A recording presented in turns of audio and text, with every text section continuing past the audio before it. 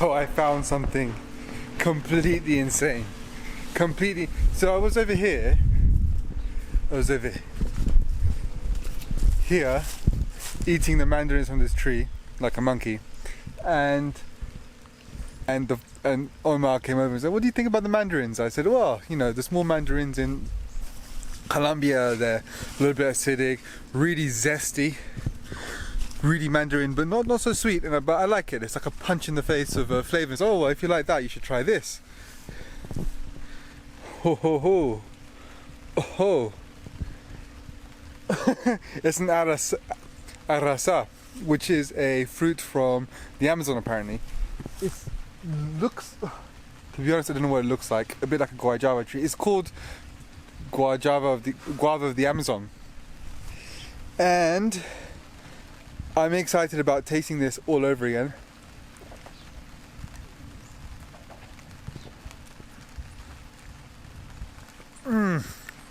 That is an explosion.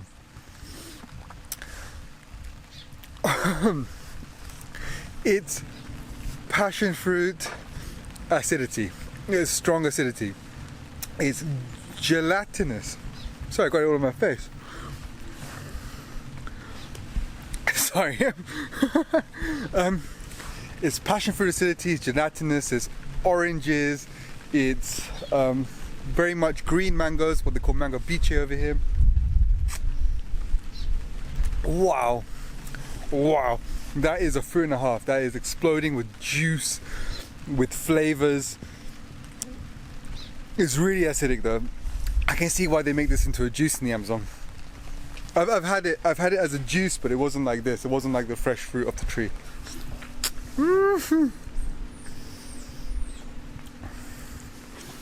Look at it.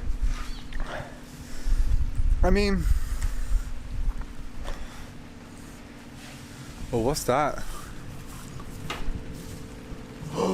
Look, check this out, check this out.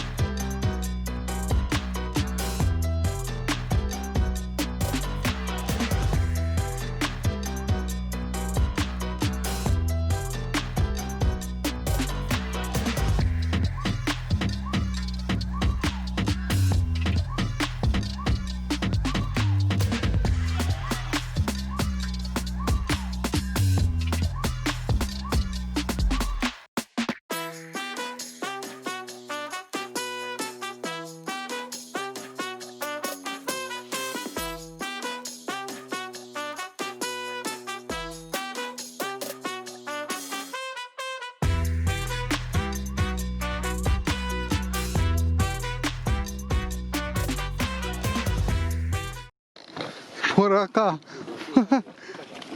Oh gosh.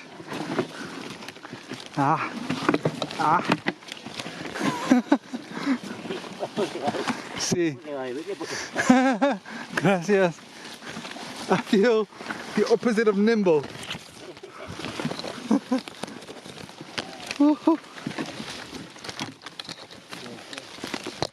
Just to give you the visual.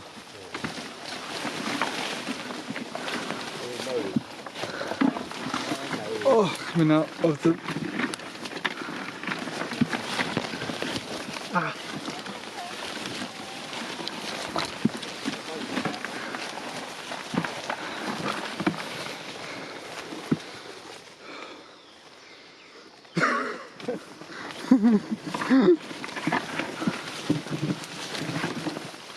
It's the jungle of coffee.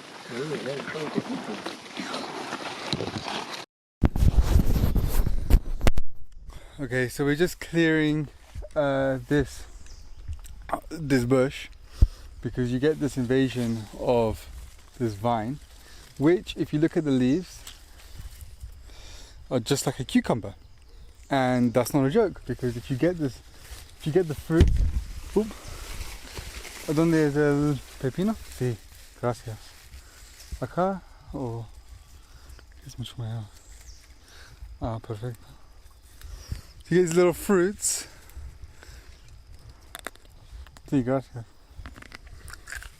And the back one, you can see the seeds are just like a cucumber. Can you see? And it tastes just like a cucumber. It tastes like a salty cucumber. And I know from growing my own plants in my own garden, when crops taste salty, it means your soil is full of minerals. It's a good sign for the coffee here. It's also a little bit sour, like you get in like one of those like Spanish, I think of them as Spanish cucumbers, those kind of like round soft ones. You actually eat them, but it's a weed, so we have to clear them out first.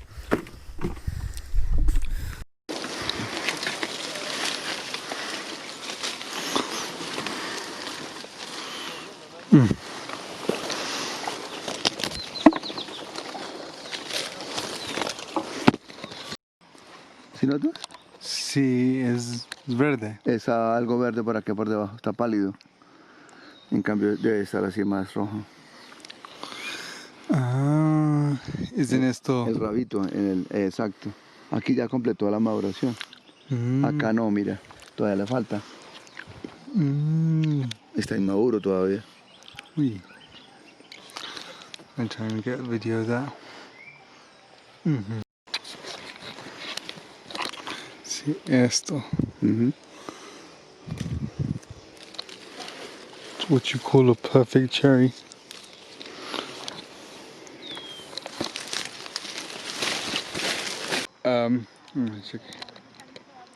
So I've got to speed up because I'm definitely losing the crowd. Just do it this way, it's pretty.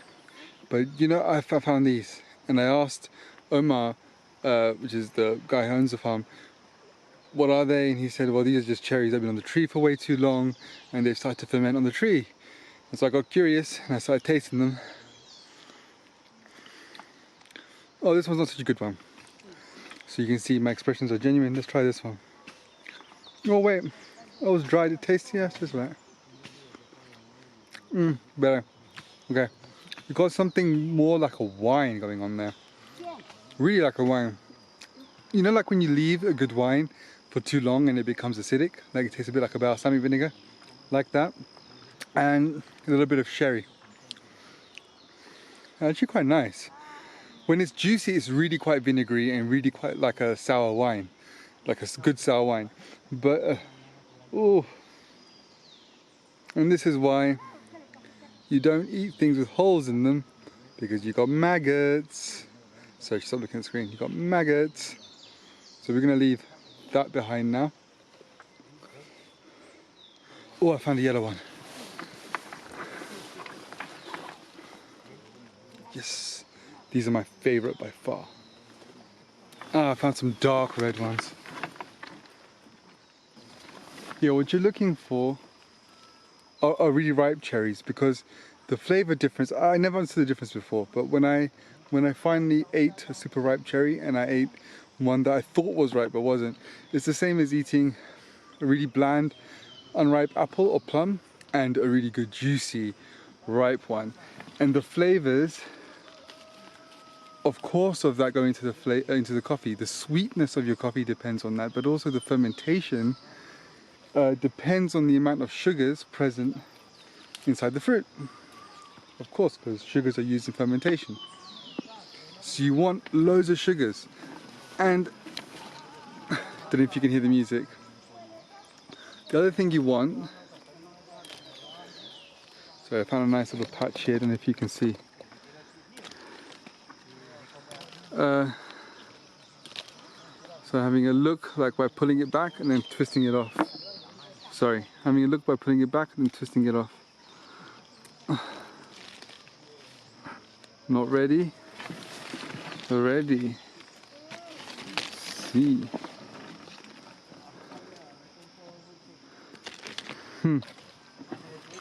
So, like I was saying, that one's actually quite sweet.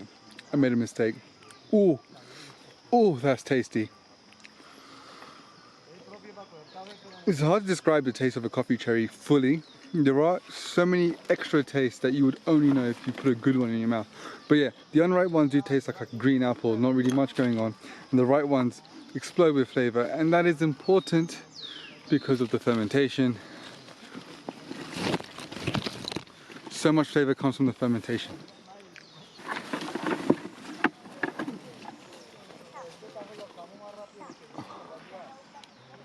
They're calling me, I'm so slow.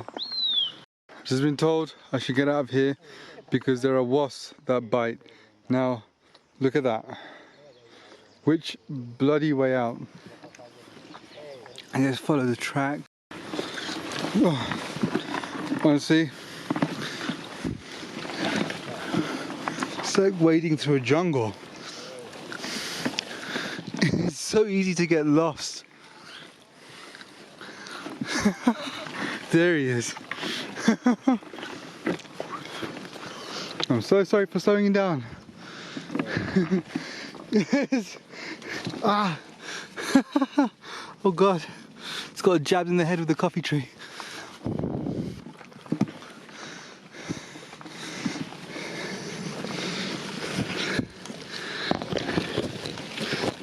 Oh.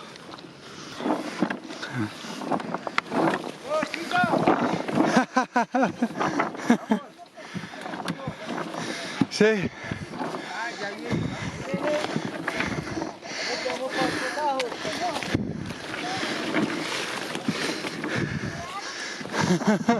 Oh. Sí. Chetán. Sí. Pero es como una chita. Chita lento. ¿Palestino o qué? Sí, de la India. Sí. Sí. Vamos a ir. Ay, es duro. Es duro. Ah, duro. Mire, Raúl. Vea, Colinas es muy... está muy verde. Sí. Tienes que sacárselos. Ah, esto es... Pero vea, sí, cogió bueno, vea. Ya está aprendiendo. Ya gana los 25.000. Ah, pues claro. Ah. ¿Está bien? Bien, ok, gracias.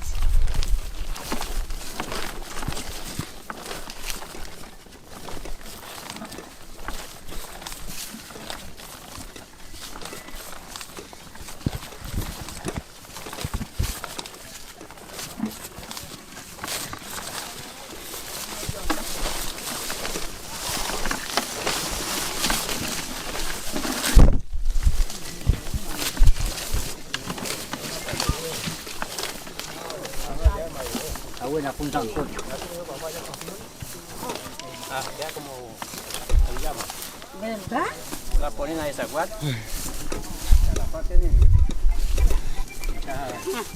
Diga que pues está embobada, pues está que cuco. En la realidad la ponen a desaguar. Ahí la pica como picando llama. ¿Sí? Ve. Ve.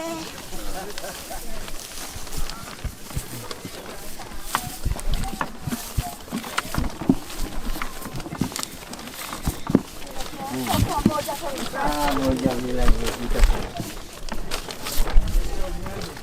Está pendiente del palo.